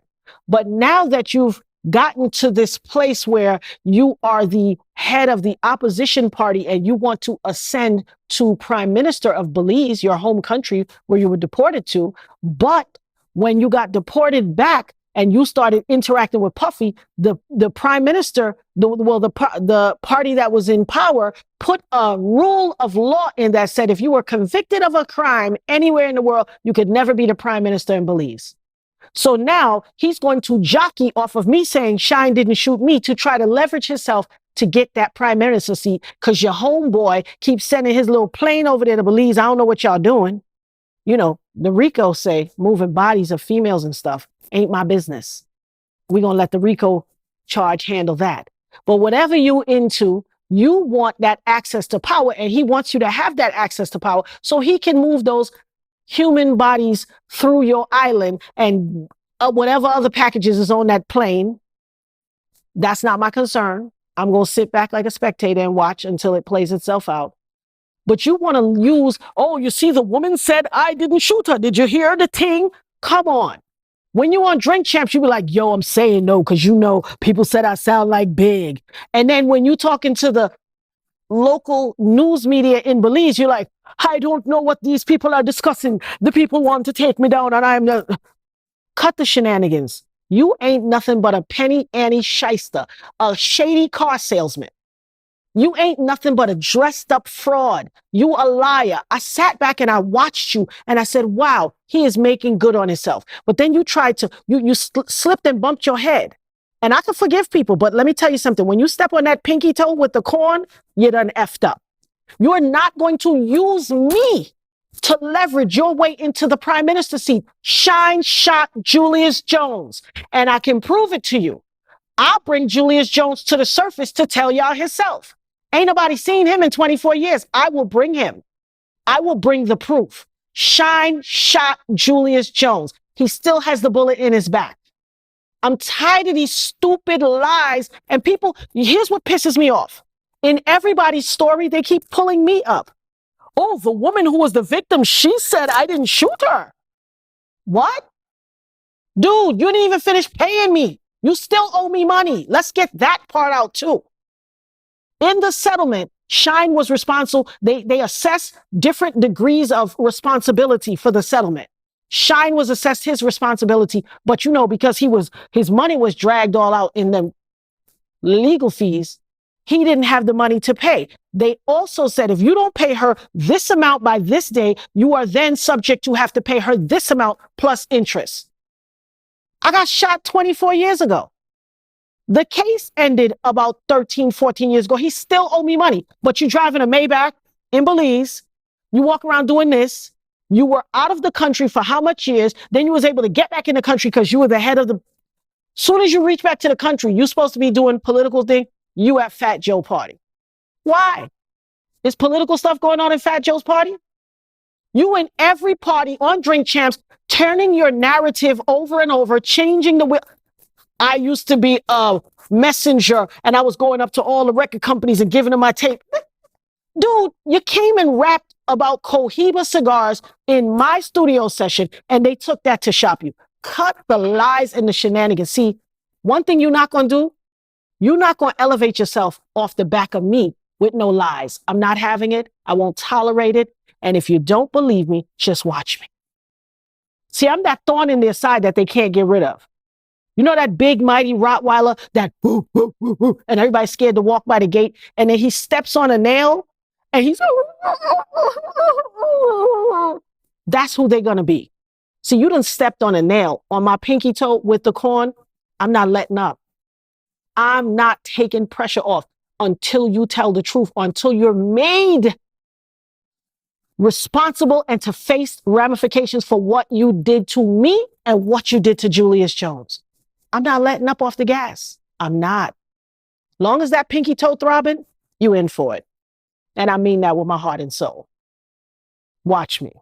And if I'm not mistaken, you can clarify this, but I seen you make a comment somewhere saying that, before Sean was famous, you used to help him out with money and food. Listen, when we went to, so when they came, and this wasn't an all the time thing, it was just when he would come to the studio session. So one particular, it just happens that the people that he was moving with, these were some large dudes. They all owned businesses. Everybody was large. They was about their paper. They were older than him. We were older than him. So it suffice to say we were more advanced in our positions and in our professions and things like that. And it just so happens that because I'm an empath, those of you that don't know what that is, there's this thing called YouTube and Google, avail yourselves of it. EMPATH, empath. So because I'm an empath, I am very hypersensitive to people's energy and emotions. And I could feel, they started saying, yo, what's up? Yo, let's chill for a minute and go get something to eat and then come back to the studio. And all of these dudes, they throw it in the bag, dudes. They don't got to ask what's the price of this. They got money. I could feel the energy, and I turned and looked at him. I could feel the energy. He was like, oh, nah, I'm going to stay here and I'm going to rap from you. I want to get my flow right. And I instantly could read the energy. He had no money. I am always the person who will save people from humiliation. I want to save people. I don't want people to feel humiliated. No grown man wants to feel like they have to ask another grown man, can you pay for my food? You understand what I'm saying? It was as simple as that. And I didn't want him to be stripped of his dignity. And so I was like, oh, well, if he's staying, I'm going to stay too. You're not going to beat me at my own session. Here's the thing. We're going to both keep going. And whoever lays it down the best, they got to pay for the next person's food. He was like, okay, cool. He realized what I was doing. I'm sure of it. And he was like, oh, we're going to stay. I said, y'all go ahead. We'll catch up to y'all. Just tell me where y'all going. And then we stayed. I let him go, blah, blah, blah, blah, blah. And then I was like, all right, you got me. Come on, let's go meet them. It's on me. I was preserving his dignity. And yet here you are, 24 years later. You didn't hear the woman? She said, I didn't do it. Dude, have you no integrity and decency? And here's the thing. I went on, as the young people call it, trolling. I didn't do it to trolling. I was just showing him something, but they call it trolling. I went and found the Combat Jack, the podcast episode thing. And I also had the clip of him saying it, and I put it out there and I tagged him in it. That sucker blocked me faster than this fake sun is blocking out the rays.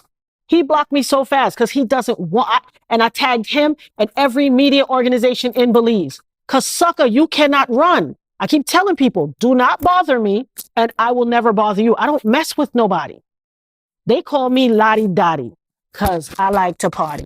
Not in the clubs, just my own little party. I don't cause trouble and I don't bother nobody. But when you come for me, prepare yourself for my wrath because I don't stop until I'm done. You had no right to leverage my name in your lies. And since you did that, I'm going to bring you to bear. You'll never be the president of Belize if I'm left up to it. As long as that rule is in place, I'm going to bring the proof. I'm going to bring the proof that shows you shot Julius Jones and Puffy shot me. I'm not tolerating this. And I'm pissed off. Stop calling my name into your lies. Stop coming for me. Everybody seems to think that it's okay to use me to leverage their little stories. You want a story? I'm going to give you one. The only difference is this is the truth. Right. So Julius Jones, he was the other person that got shot that night at the club.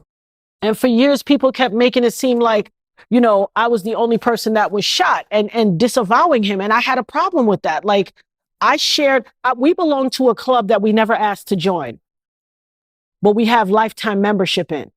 We didn't ask to be shot by these people. We didn't ask to be thrust into this, social media storm. We didn't ask for this. But what I cannot do is sit here and espouse how the impact of what this has had on my life without bringing him up in the discussion. I had to keep telling people, I'm not the only person that got shot. Please give respect to him. This is my brother in life now because we were thrust into a club we never asked to belong to.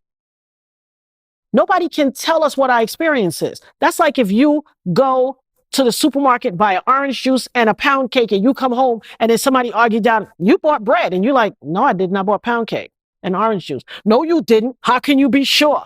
You know how ridiculous that sounds? You'll be looking at them like, get out my face because you know what you did. That's how I feel about it. That's how he feels about it. Get out my face. And if you keep bringing me up and using me to leverage your story, you better be prepared for the flashback.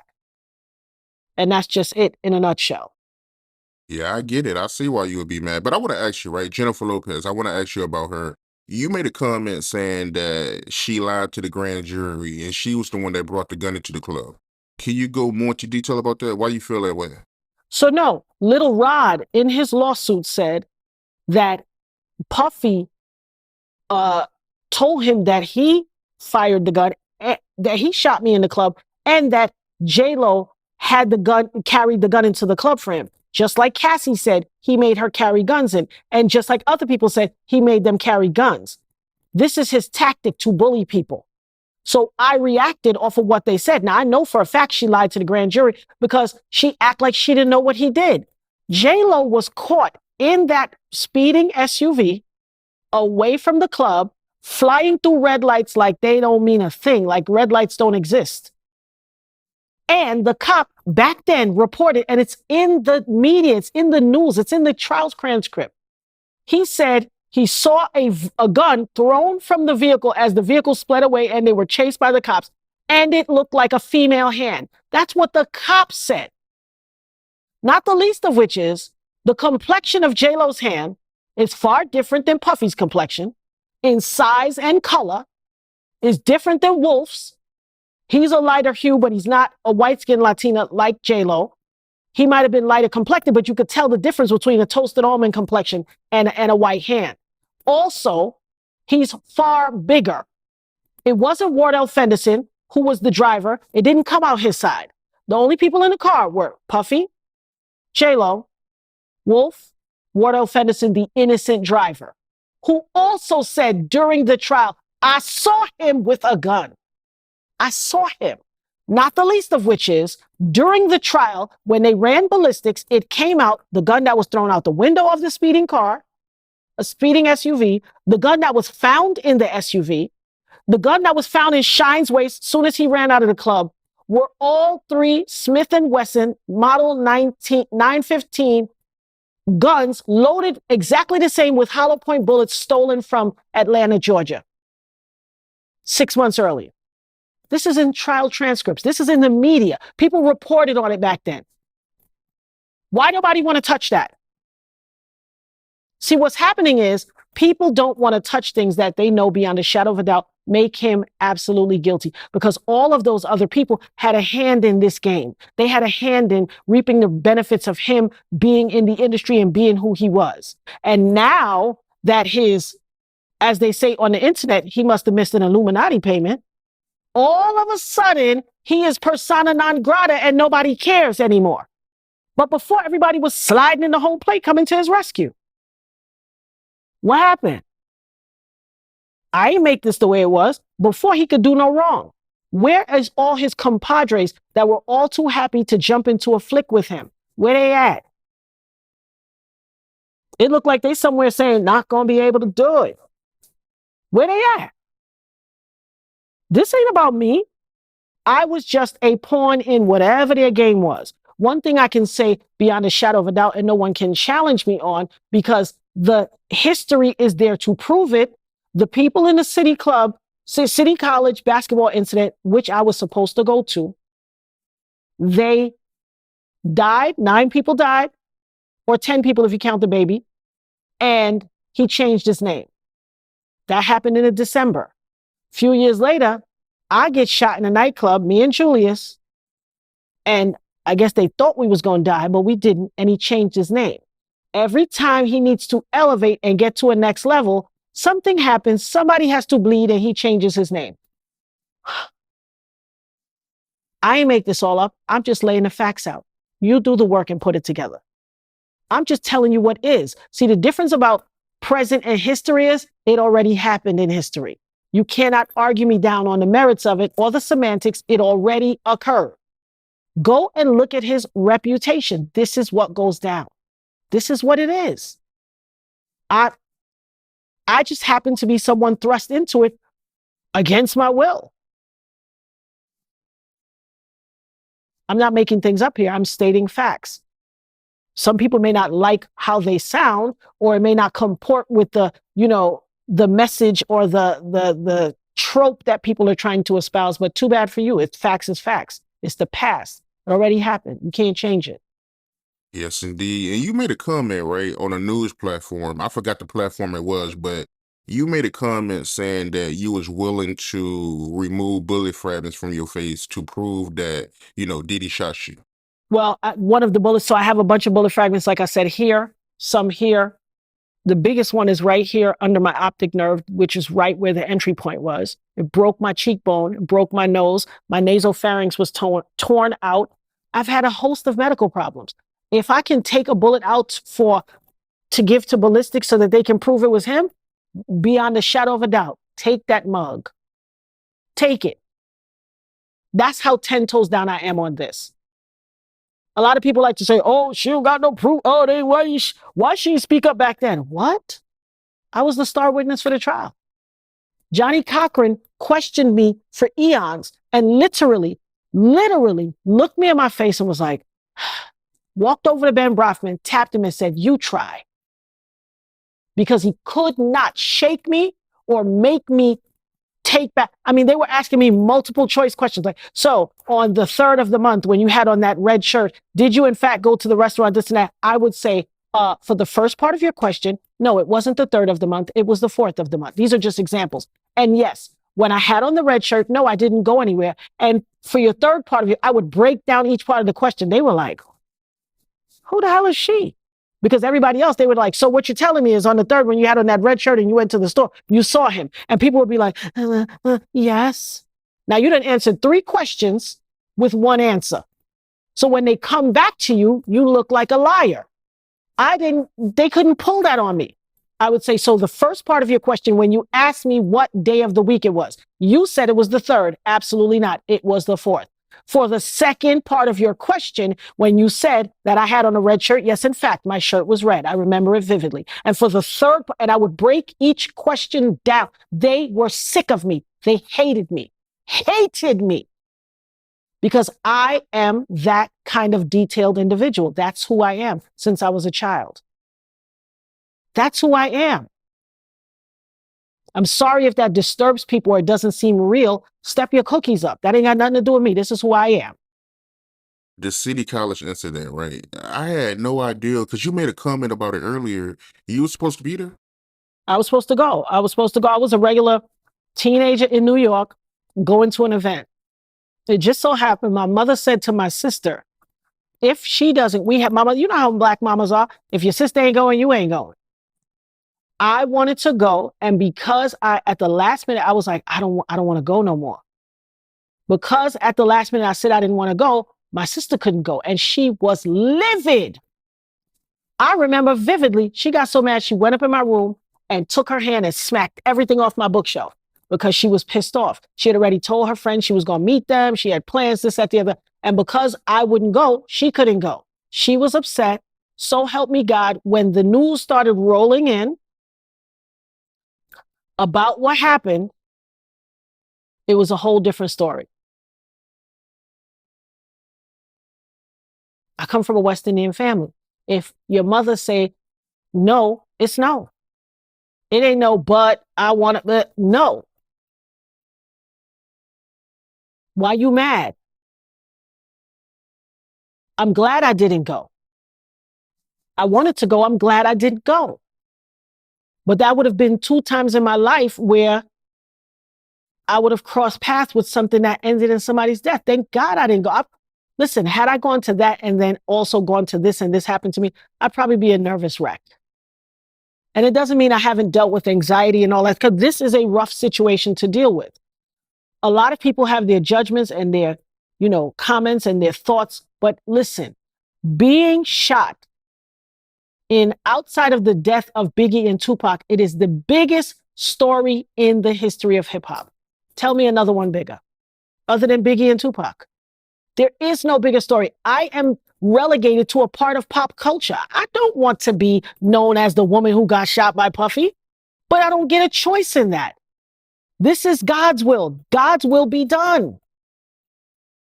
But if that is what society and God and the universe relegated me to, why should I sit quiet and not speak truth to power? For me to stay silent allows him to continue to go forth in this world and do harm. I spoke vehemently loud to everyone who had ears to hear. and they didn't want to hear.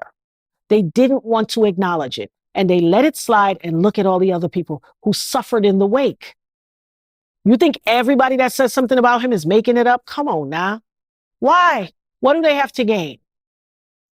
What is there to gain by someone making up this crazy? Now, it's not to say people don't make things up, but something to this degree with this amount of proof. I mean, hello, I got 9 bullet fragments in my face and head. What am I making shit up for? Who got time for that? It doesn't make sense. It doesn't make sense at all. And you said one of the bodyguards that was at the club lied for Diddy, right? She lied. She even came to the trial and tried to lie. And then there's a reporter out there who years after the trial finished, he literally went out and did his own investigative story and started looking up how this particular girl, Sharice Myers, how she was like broke and about to get evicted and her accounts were overdrawn and all this stuff. And then next thing you know, she's swimming in cash and she's testifying in the case for Diddy. Oh, I fell on top of him when I know he didn't shoot because I fell on top of him and I covered him with my body to make him safe. Child, use a whole lie. First of all, no disrespect. My sons are big guys. Hear me clearly. If Sharice Myers fell on that floor on top of somebody, she can't get herself up. She can't. So anybody who tells you that stinking lie, you could see through that lie. Ray Charles could see through that lie. She a liar. She lied her behind off, and everybody, no one else story was able to match her story. Nobody. No one else said, oh, yeah, that girl fell on top of him. Please. There were people that told the district attorney up front, oh, yeah, I saw him. He had a gun and I saw him fire the shots. And by the time the trial ran around, they were all terrified. Remember, in discovery, the district attorney has to give names to his attorney. They have to exchange discovery, who you intend to call. If it's your people's intention to keep you free, they're going to start reaching out to the people on that list. You ain't see nothing. Take this money, go sit down. You think people not going to do it? If people struggling in their life and they going through, you think they're not going to take the money and sit down? Because who's coming to rescue them after the fact? Nobody. Yeah, they'll definitely take the money. What you think about Kim Porter's situation? I think it's very unfortunate. And I want to say, like I say all the time, but I want to make it totally clear. I feel sorry for Kim Porter. May she rest in peace. I feel sorry for Cassie. By the grace of God, she was able to survive and move on to peace and joy in her life. And I thank God for that. And I pray that she doesn't let the naysayers get in and steal her joy. By the grace of God, she survived when many other people did not. I am so sorry that Kim Porter had to endure what she did. I am so sorry that she fell in love with somebody who didn't have her best interests at heart. I am so sorry that her children had to suffer the indignity of knowing the things they know about their father and having lost their mother. I'm so sorry for that. Because just like I was a victim of his, so was she. So were all these other people. And none of us deserved it. Really and truly, he could be a case study. If there's a psychologist out there or maybe some university, study the history of this man and try to get down to what caused this. This is some severe moral degradation. Find out what caused it and perhaps study how we could prevent this from happening again in history, because it's ugly and it's bad. I told you after I made that TikTok, I was at the gas station one day. I couldn't pay for my gas. And it wouldn't let me sign into my card. It wouldn't let me sign into my app. Or it wouldn't let me sign into my app. I couldn't get any of my banking information. And all of my cards kept decline. Every card I had. My daughter had to end up paying for it. She had money on her card and she paid for it. It's craziness. She's a teenager. And listen, there was a time early on when I first got shot where they would use the people that they were connected to and know to try to elicit negative statements about me. Even there was a time where the Imus in the morning show, Don Imus called me a one-eyed hoe. My mother told me, don't watch the urban stations. Watch somebody else. Listen to something else. He called me a one-eyed hoe. I'm not a one-eyed hoe. I have both my eyes. Everybody's story was she got shot in the cheek. She got shot in the nose. She got shot in the mouth. Her nose is torn off. She got shot in the eye. It was 50 million stories. Star and Buck Wild made jokes about it. Who is this chick? Who is this chick? Tell us who she is. Anybody got any dirt on her and played rapid gunfire, brap, brap, brap in the background. That they got suspended for that. They had already done some airplane crashing noise with Aaliyah and got suspended for that. They ended up getting suspended for what they did. Like, at some point, we have to use a modicum of respect and integrity in journalism and reporting and all that stuff. Everybody had some little slick thing to say. Why?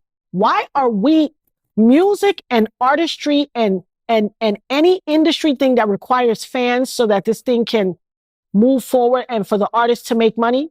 If you require, this is a mutually beneficial relationship.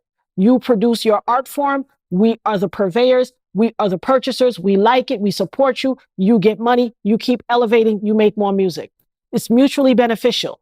Why the hell are we sanctioning letting artists abuse the very people that they need to keep going? Why are we sanctioning an industry that would empower them to do the things that they do, to take advantage of us, to then come back and support them some more until they get to the next person and the next person? Anybody ask themselves why? It's like a 3-card money game. Find the red card, find the red card. You got to put your money up, and then you swore you saw the red card under there, and then as soon as you put your money up, they done did the 52 fake out, and now it's gone, and they took your money. Why are we allowing this industry to use us to be the purveyors of the artistry and to be victimized by the artists? What? Like, come on. I'm not making this up. History shows it. Didn't 9 people die at Travis Scott? What is it always with this 9 and 9? What's with these numbers and all this stuff? Like, come on. Let's ask the tough questions. Let's ask these hard questions. You ain't going to be the cause and the cure. All you got to do is be right. Act right. We want to enjoy your gift. We want to enjoy what you're bringing to the world. But why must we also be victimized by it? What is this sick thing? And then if you victimize and you stand up and you say something, everybody's mad. Like, get it together. What is it going to be? Because it's not like we don't know that a lot of the moral degradation of our society is tied to this music industry. We know that. Yeah, we definitely know that. If you don't mind, can you break down everything that you went through after you got shot? Because I know you was telling me that a whole lot of weird stuff was happening to you, like your tire going flat and your credit card's not working. It's so much. And I've said it before on other podcasts. It's so much. Like, my tire being damaged or shot out or busted out for some way. I'm driving and then the tire just explodes. Why? I had a BMW 535i GT, a Gran Turismo, the ultimate driving machine. I bought it certified pre-owned, top of the line. It wasn't even old. Why on earth is my car having all these problems? I didn't get my car serviced at Joe Schmo. I got it serviced at the dealer. They kept saying, what are these wacky things that keep happening? I had a service technician ask me, do you have a crazy ex-boyfriend? Because it was crazy stuff was happening too much. Now, when a mechanic asks you if you have a crazy ex-boyfriend, they see that somebody's messing with your car. Come on, like, it's just too many things. Too many wackadoodle crazy things that make no sense keep happening. Why? Why? It doesn't make sense. I'm not out here wilding. You would have a litany of people saying, oh, I know her. We had the only thing that they could get when they said that on Star and Buck Wild, some girl called and was like, oh, I had a fight with her in the 2nd grade. Really? Well, you came to, the internet with that story? You had a fight with me in the 2nd grade? And what bearing does that have on the fact that I got shot in the face by somebody? They could not produce anybody who could tear me down the way they wanted to happen. And why do you need that to be a thing? You victimized me. You shot me. My mother told me when I was little, when you make a mistake, accept responsibility, apologize, show contrition, move on, do better. That's basic stuff we learn in pre-K. If you make a mistake, do better. Say sorry and move on. Almost 25 years, and this man still hasn't apologized? Shine gave an apology, but not directly to me. The same way you can talk to the internet, you can talk to me. Excuse me, you can talk to me, but they haven't done so because guilty people never admit what they did. When he thought he was throwing Puffy under the bus, he was all too happy to say, yo, I bust my gun. I fired my gun. It was self-defense, all this stuff. Yeah, right. You said all of that, but now when you want to be the prime minister, you said, I didn't do anything. I was a scapegoat. I was a young guy, and them was making me a scapegoat. Like, yo, you switching up accents like thoughts switch their panty liners. Like, come on. Who are you? Who's the real Shine? You keep switching up who you are for the sole purposes of trying to espouse whatever you want to espouse. Let the people of Belize hear me clearly. Shine, Jamal, Moses, Michael, Levy, Barrow fired his gun in Club New York on December 27th, 1999. And he shot my brother, Julius Jones. While he may not be my blood brother, he is my brother from God. He shot him. Sean, P, Diddy, Puffy, Puff Daddy, Diddy, Love, this, that, whatever name you want to put, shot me in my face on December 27th, 1999 in Club New York. That's it. That's the whole truth and nothing but it. For those of you who have support and love, I appreciate you wholeheartedly. For those of you who want to continue to play in somebody's face, go find somebody to play with. I'm sorry for you that you cannot take reality and adjust yourself and your cognition to that. But what happened is what happened. You cannot change the past. It existed already. Because trust me, if it was possible to change it, I would have changed it a long time ago. I would have rather not have to live my life with lead in my body. Lead is toxic. Lead is dangerous. Lead can break down your ability to have speech and cognition and mental acuity and all of that. I don't ever want to get to that point. But the reality of life is I have reckoned myself with the notion that it may happen sometime in the future. I have had that talk with my family. If there is a time where I cannot articulate for myself and espouse, I will always talk to you with my eyes. And when God takes me home, I'm always still here with you. I've had that talk with my kids. Had to have it a long time ago. By the grace of God, I'm 24 years in and I'm still fine. In spite of all the medical issues I have. I didn't just get shot. I also got trampled. I also had to have I tore my medial meniscus. I was trampled that night. I have problems with that. You feel arthritis where you had a break. Like, come on. Have some empathy. People get stuck on one iota of what happened and that's where they hang their hat. That's the hill they want to die on. Yeah, that's real talk. So before we end this interview, right, with everything that you went through, what do you want to see happen to Diddy? I want him to be brought into account. I want him to face the reality and face criminal prosecution for what he did. I want him to be held accountable for everything he did in life. Since you were able to do all these things and they have benefited you in life and it made you able to ascend in the recording industry and have all this countless money and access to resources and wealth and all this stuff, everybody got to pay the piper. I didn't make that up. That existed before I was born. You gotta pay the piper. If you lie with dogs, you rise with fleas. I want him to go to court. I want him to be criminally charged with every nefarious thing he did that they can dig up on him. I want everybody to feel empowered to come out and speak truth to power for how he victimized them. I mean, come on. You got the UCLA coach that didn't put his son in and he beat him with a kettlebell. You got Steve Stout, who he beat like a dirty, rotten scoundrel, broke his arm, hit him with champagne bottles and chairs and all type of stuff and broke his arm. I'm not saying things. Steve Stout got beat up in August 99. I got shot. What was it? August or April? I got shot in December 99. He got beat up a few months before. Puffy did it. It's irrefutable. These are not things I'm making up that nobody knows about. Countless people in society know about him. Why do we keep hiding his stuff?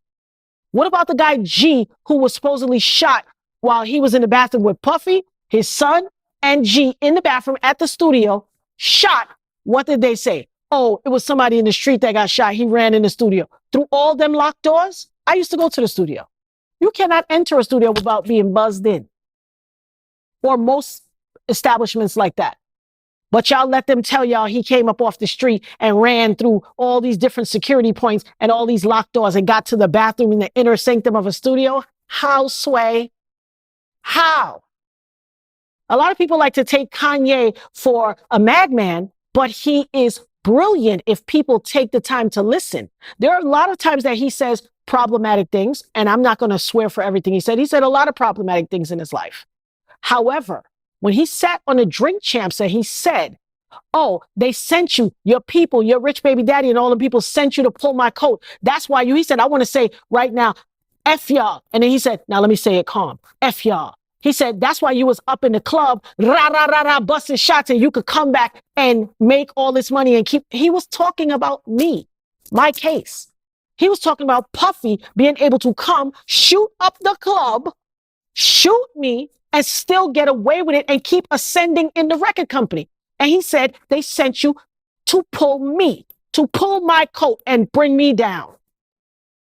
People have ears. Anything I've said is provable. Go back in the internet and look it up. Everything I said can be proven. Go back in the internet and look it up.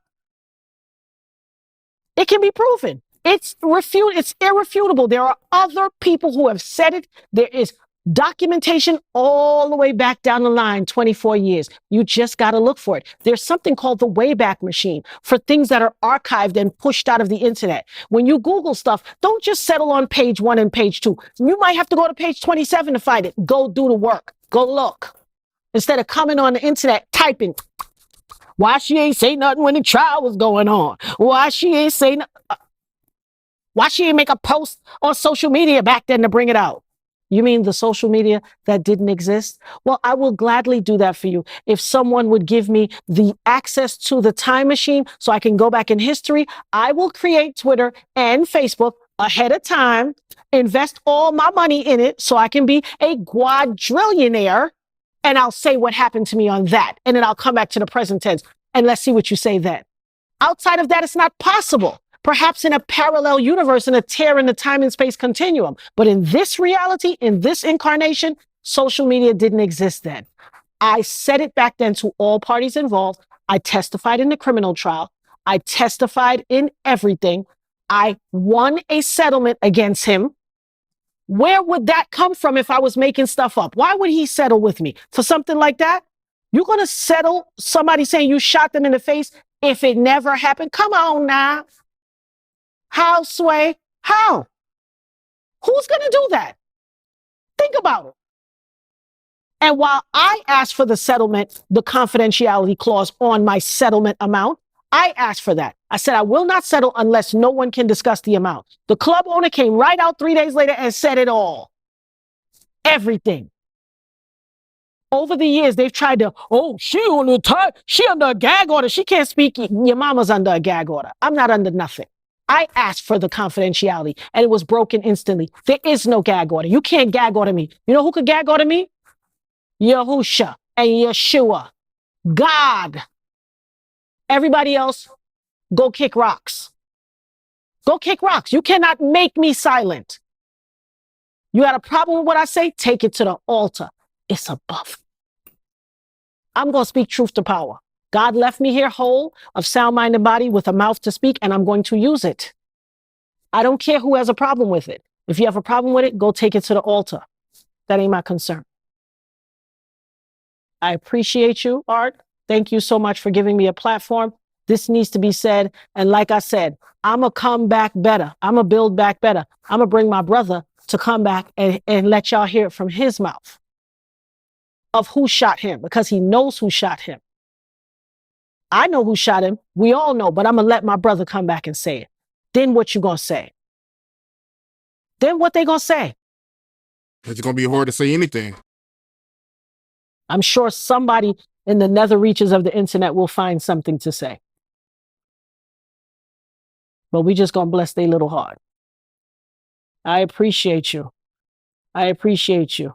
And I know this sounded cantankerous and stuff, but I'm so sick of the internet and people out there And I'm so sick of what my family and friends have to go through. And I'm so sick of people calling me saying, oh, I had to argue with these people on the internet because they were saying all this stuff about you. And I tell my friends, don't let them steal your joy. Don't do it. So I'm here to answer everything. That's why this one sounds a little more froggy. And I'm going to be that if I need to. Yes, indeed. Sometimes it gotta be like that, man. Natania Reuben, Yeah. appreciate you, man. Words can Hmm. explain how much I appreciate you Thank for you. coming on the platform and sharing your story. I appreciate it. I appreciate you wholeheartedly. Thank you. And thank you for bringing these topics to bear. Thank you for giving people a platform to speak, because everybody who does the job that you do is not interested in authenticity and the truth. A lot of people are interested in clickbait. A lot of people are interested in just, running their numbers up so that they can get the money. But I appreciate you being a platform of integrity and allowing people to have their say. Thank you so much for that. You are needed in this space, and continue to do it. It matters. I appreciate that. That's love, man. So before we end this interview, anything else you want to say? I want to say, I've talked a few times, and I want to say thank you to my family. I want to say thank you to my mama, my children. My sons were 7 and 10 when I got shot. They will be 32 and 35 this year. And I thank them, because I have to say, those young men raised me. When times where I couldn't stand 10 toes down and be their mother because of all of my medical things, God empowered them to step in and be my father. My sons fathered me until I was capable of mothering them again. And I'm so eternally grateful to them. And I sometimes we don't give people their flowers enough. I want to say thank you to my mother, my sisters, my cousins, my everybody, my friends that stood 10 toes down. I keep talking about my friends, Tish and Carla. Let me tell you something. You need a Tish and a Carla in your life. Tish came when all the fanfare and all the cameras went away. Tish came. Tish would pick my children up, take them out to the movies, let them still be kids so that they didn't have to be mired in all of this stuff. Tish would come and load up my laundry basket and go to the laundromat, wash my clothes. Tish would grocery shop. Tish would clean my house. Tish would cook and tell my sons, microwave this on Monday, this on Tuesday. Tish did it all. Everybody needs a Tish in their life. I'm telling you, that's what the new thing should be. You need a Tish. Hashtag you need a Tish in your life. My homegirl Carla, always there. Always there. I also owe an amazing apology to my friend Big Stacy, and I will continue to say it until Stacy hears me and sits down with me. I saw Stacy 2 years ago when I was in New York. We were about to go to Martha's Vineyard, and me and my mother were in Manhattan. She was running an errand, and I heard a voice, and I was like, Stacy? And I hadn't seen Stacy since that night. Stacy drove me to the club. Remember, I was going to the party with Big Stacy to promote her event. And I was like, Stacy, and I was so happy to see her. And she was like, how dare you? You never let me know you were okay. You never called me again. I took you to the club and you got shot and I never heard from you again. And I was so mired in my own suffering and my own healing journey that it never occurred to me that my friend was out here in the world suffering, because she took me to a fate that none of us could even fathom. And she had never heard from me again.